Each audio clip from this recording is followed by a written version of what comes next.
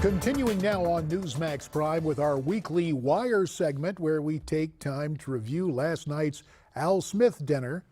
Donald Trump, Hillary Clinton invited to make jokes, but the heat got turned up and it was past a roast, probably to the point of a barbecue. Joining me here on the anchor desk is our Newsmax roundtable, something like they used to have at the Algonquin. John Bachman, Miranda Kahn, and Ed Berliner. And gang, let's start in with this. Donald Trump, early on, seemed to have a couple of good lines. Here's one of them right now. Hillary accidentally bumped into me, and she very civilly said, "Pardon me."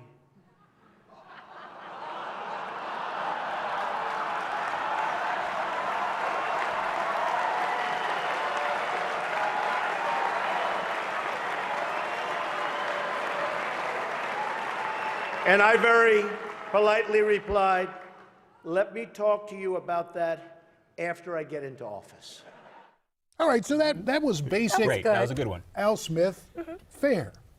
So you start out like that. It worked. But you know what's interesting, too, is she was the first one who got the joke, which leads you to believe that maybe she feels like she could be pardoned potentially. You know, it has to be true in order to be funny in some ways. Her reaction made it, I think, yeah. Her reaction was more like Kate McKinnon on Saturday Night Live. I mean, well, she's not that funny.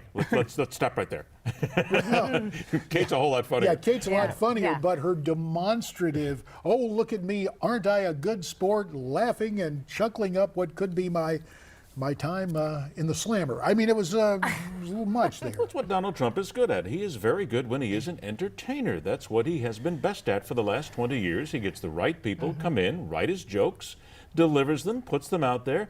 But at the end of the night, he got rather insulting. He deserved all the booze that he got. Well, that's going to happen a little bit later. And for the record, he's a teetotaler. Oh, that's a different kind of booze. I'm sorry. Bad joke. Anyway, here he is really taking to task some of the folks in the audience. Here's the way it went down last night.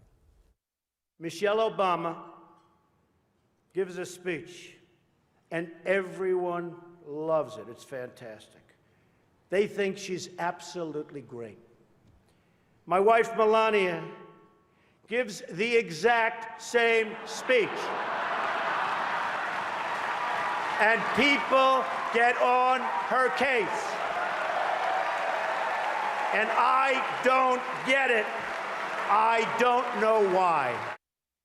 When I saw this joke, this made me think, you know, this is the Donald Trump that we needed for the last couple of weeks. That last year. Well, I mean, that joke hit the bullseye. Everybody loved it. It was unimpeachable, and it was a home run. I thought it was But then great. things went south from there. Yeah, a little really bit. south. Well, you know, it's just like Let's go Ed's south. comments. Let's go south. we may head there in a second, but I just one comment about hiring the right people. As you were laying that out, Ed, in my mind's eye, it was like it was break time for the comedy writers, and the janitor came in and took over the monologue somewhere in the middle of the Trump thing. Yeah. It just really. But I think Donald does that. He has the good writers. He knows his timing. He is an entertainer, but I think sometimes he just starts to trip over himself. He believes that he can say anything and get away with it. This is a different audience than he would appear in front of the Apprentice or on Saturday Night Live. It's not the same crowd. What was also interesting, too, I think he referenced the fact that he used to go to the Al Smith dinner with his father when he was younger, so he knows the crowd. He knows, you know, when he started to say that comment about Hillary won't talk about hating Catholics, I looked at Cardinal Dolan and the look on his face, you just saw him, you know, you just saw almost the life go out of him. It crossed the line. He didn't have to go there. It's not the place to get harsh. I've seen these dinners before many times, know a lot of people who've been at them. It's not the time to get dark and dirty, and as you would in a political race, not the place. But he wasn't alone. He wasn't alone. I mean, it's not Hillary like had her own he didn't digs. know that the heads of these media companies were in the room. And you just, I don't know, JD, you correct me if I'm wrong, but you can't give the crowd an opportunity to boo you with just 20 days left, because Well, you know how the media is going to portray it. But it's more that you should know the audience. Right. And the fact is, the hoi polloi in New York is unalterably liberal and hardcore leftist, even with the dough they have. Right. And so it started there, but as Miranda mentioned, the Donald wasn't alone. Hillary got in her shots. Let's take a look at one right now. Now, just to be clear, I think the Cardinal is saying I'm not eligible for sainthood. But getting through these 3 debates with Donald has to count as a miracle. See, and that was good. And you saw him laugh, she laughed. That was good. That wasn't like that harsh of a dig. It wasn't like the Catholic comment. That's what we needed, though. That's the sort of thing that you need at places like was a this. subtle dig. And if The we had pardon was a seen subtle much dig. more of this, I think we'd see a very different race right now, a very different Donald Trump, and I think you'd see a lot of people who would be moving in Donald Trump's case right now. They'd be moving to his side had they seen this side of him. You don't see enough of it, though. Yeah, you do.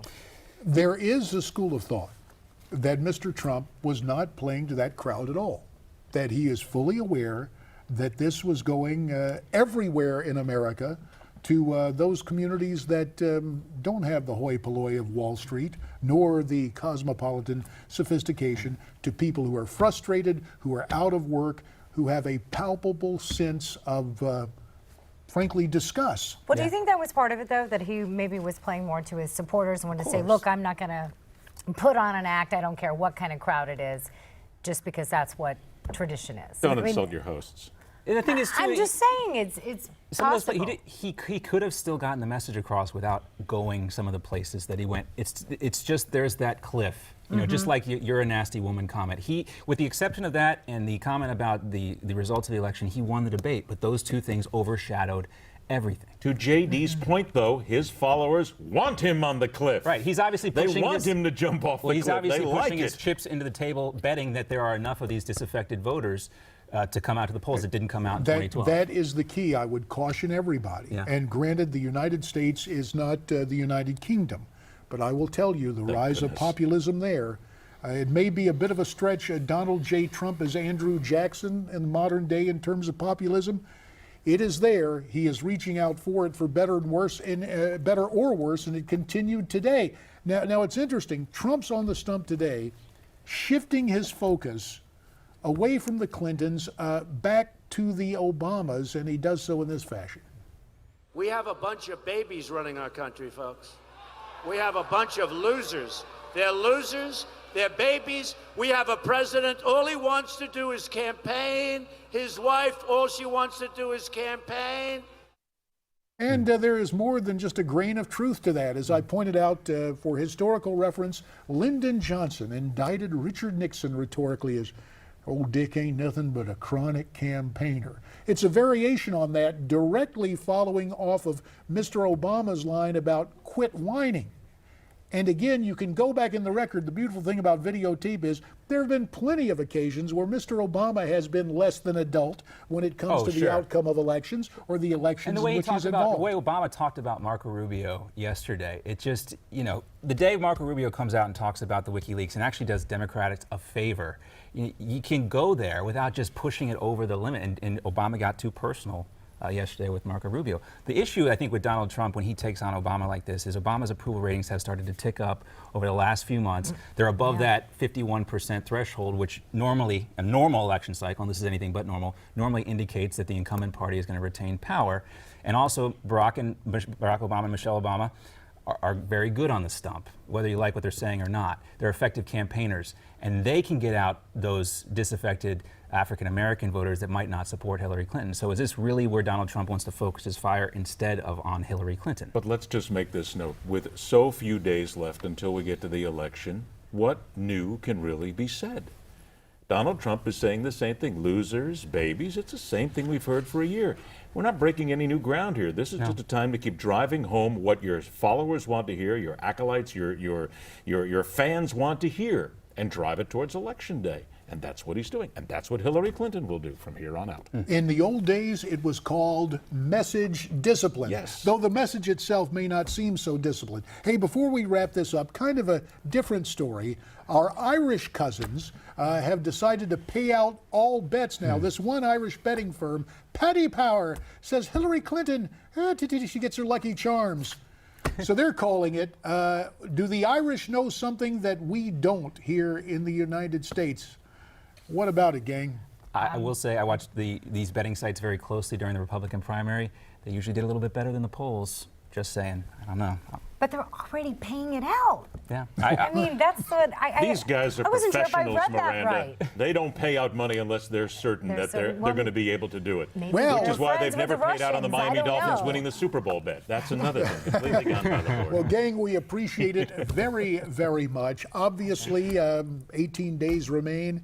Anything can happen, probably will, to the chagrin of the Irish betting house. At any rate, as if you haven't seen enough of the Al Smith dinner, we're going to take it and put it in context as it actually happened for you to check out. It is tonight's prime playback, and it's coming up next as Newsmax Prime continues for this Friday.